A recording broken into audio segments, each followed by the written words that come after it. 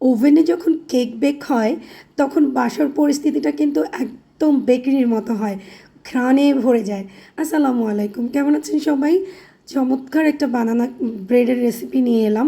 বানানা bread আমার খুবই পছন্দ, অন্তত সপ্তাহে একদিন আমি বানানা ব্রেড বানাই। তো আজকে ভাবলাম আপনাদের জন্য A to Z রেসিপিটা নিয়ে আসি, যেটা আপনারা দেখে চমৎকারভাবে বানিয়ে নিতে পারবেন। খুবই সহজ প্রসেস, বিটার লাগবে না, কিচ্ছু লাগবে না, একটা হ্যান্ড হুইস্ক থাকলেই যথেষ্ট।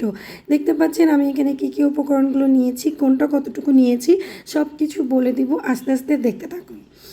আমি এখানে আমার এবং প্রত্যেকটা উপকরণ কিন্তু রুম টেম্পারেচারে থাকবে। প্রচণ্ড ঠান্ডা লেগেছে আমার, এই জন্য কথা বলতে আমার অনেক কষ্ট হচ্ছে, তার মধ্যেও ভিডিও বানাচ্ছি। যাই হোক, এখানে নিয়ে নিলাম আমি বড় সাইজের একদম পাকা নরম কলা। 4টা কলাতে আমার প্রায় 300 গ্রামের মতো ওজন হয়েছে। সুগার নিয়ে নিচ্ছি এখানে আমি 120 গ্রাম। এখানে ব্রাউন সুগারটা দিলে সব থেকে ভালো রেজাল্ট আসে, কিন্তু ব্রাউন সুগার সবসময় পাওয়া যায় না, এই জন্য আপনারা এই লাল চিনিটা নেবেন। এর মধ্যে দিয়ে দিচ্ছি আমি 2টো ডিম, অবশ্যই ডিম 2টো রুম টেম্পারেচারে থাকবে। এখানে দিয়ে দিচ্ছি আমি 80 মিলিগ্রামের মতো হচ্ছে বাটার, মেল্টেড বাটার, তেলও দিতে পারেন, তবে বাটার দিলে রেসিপিটা ভালো হবে খেতে। এখানে ফ্লাওয়ার আছে 220 গ্রাম। ফ্লাওয়ারটাকে আমরা ভালো করে কিন্তু চেলে নিতে হবে। ফ্লাওয়ারের মধ্যে আমি দিয়ে দিচ্ছি 2.5 টেবিল চামচ বেকিং পাউডার, 1 চা চামচ দারুচিনি গুঁড়া, 1/2 চা চামচ বেকিং সোডা।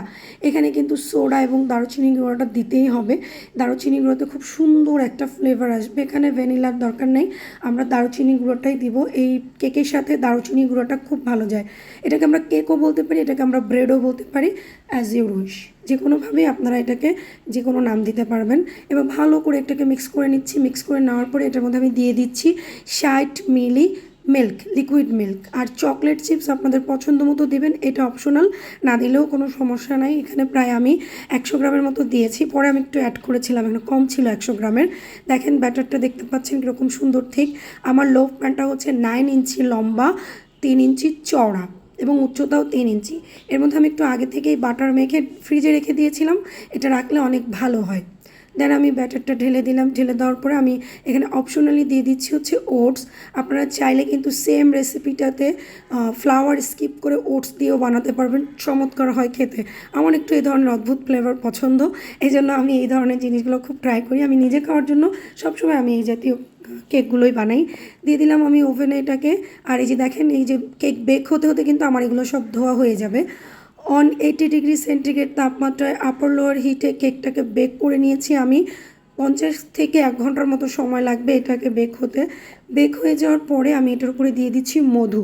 মধুটা খুব ভালো যায় এটার সাথে, আপনারা চাইলে কিন্তু ম্যাপেল সিরাপও দিতে পারেন, নর্মাল ইয়েও দিতে পারেন।